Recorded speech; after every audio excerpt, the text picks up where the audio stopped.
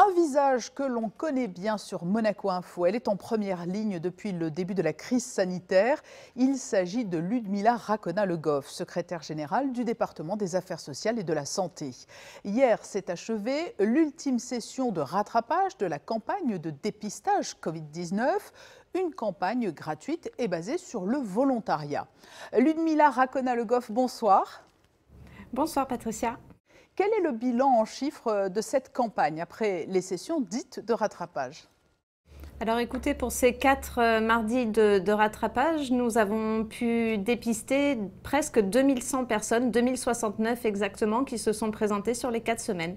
Et qui donc s'ajoute un vrai succès. Donc globalement, sur toute la campagne de dépistage qui a commencé le 19 mai, ce sont près de 36 000 personnes qui ont pu bénéficier de ce dépistage, comme vous l'avez rappelé, volontaire et gratuit. Alors sur ces personnes qui se sont présentées pour le rattrapage, c'était des résidents, c'était des monégasques ou au contraire des salariés ?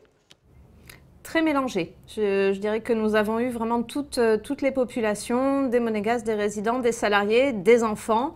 Donc vraiment une population très mixte. Et c'était bien l'objectif d'ailleurs de cette campagne que de s'adresser à tous. Et le résultat de cette campagne de rattrapage, mise en perspective par rapport au résultat de la précédente campagne, est-ce qu'il y avait plus de cas positifs aujourd'hui ou est-ce que, au contraire, cela traduit le creux de la vague ? Les résultats sont tout à fait comparables, un petit peu inférieurs, je dirais, en termes de taux de positifs, parce que nous sommes à 1,8, qui sont très proches du taux de 2% que nous avons rencontré pendant la campagne plus massive. La fin de la session de rattrapage ne veut pas dire que le dépistage s'arrête à Monaco. À compter d'aujourd'hui, plusieurs praticiens médicaux vont prendre le relais.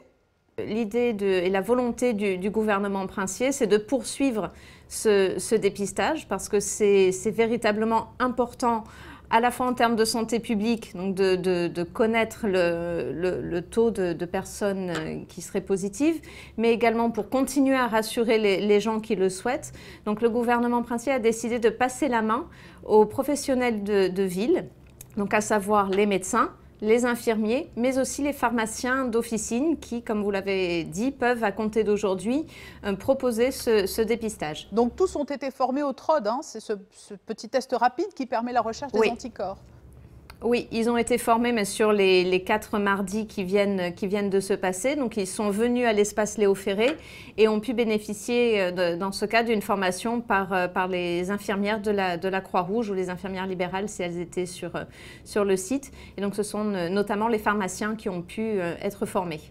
Nous pouvons donc aller voir ces professionnels de la santé, mais il faut toutefois préciser que cela a un coût maintenant. Tout à fait. Autant la campagne de dépistage proposée par le gouvernement jusqu'à hier était gratuite, autant aujourd'hui, donc si une personne souhaite bénéficier d'un dépistage chez l'un des professionnels dont nous avons parlé, donc elle devra s'acquitter du coût du TROD, 10 €, et chez un infirmier ou un pharmacien, un maximum de 15 € pour l'acte en lui-même de dépistage, et chez un médecin, le coût d'une consultation traditionnelle. Je crois que c'est peut-être aussi l'occasion de remercier tous ceux qui ont été à vos côtés pendant ces longues semaines. Hein. Oui. Je pense aux pompiers, aux carabiniers, les infirmiers. Effectivement, donc la force publique qui nous a accompagnés depuis le début, les volontaires et les bénévoles de la Croix-Rouge, de Fighted, les infirmières libérales qui étaient présentes également, mais aussi les équipes de l'espace Léo Ferré et du Grimaldi Forum, sans lesquels nous n'aurions pas pu mettre tout ceci en place. Comment s'effectue aujourd'hui le suivi des cas positifs à Monaco ? Alors c'est la direction de l'action sanitaire qui poursuit cette mission. Donc c'était déjà la DASA qui en était en charge, avec une cellule de suivi des tests qui était opérationnelle physiquement à l'auditorium Régnier 3.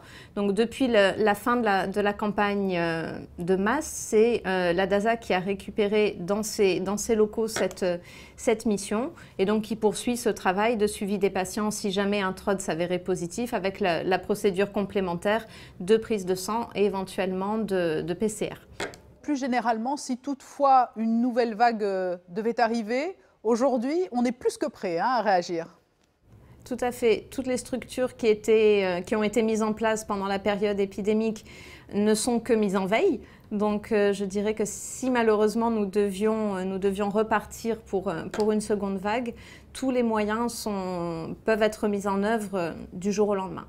Merci Ludmila Racona-Le Goff d'avoir répondu à nos questions au lendemain de la fin de la session de rattrapage de la campagne de dépistage. Et je vous rappelle que vous pouvez désormais vous tourner vers les médecins libéraux, les infirmiers libéraux et les pharmaciens pour effectuer les tests rapides de dépistage des anticorps. Merci Ludmila. Merci Patricia.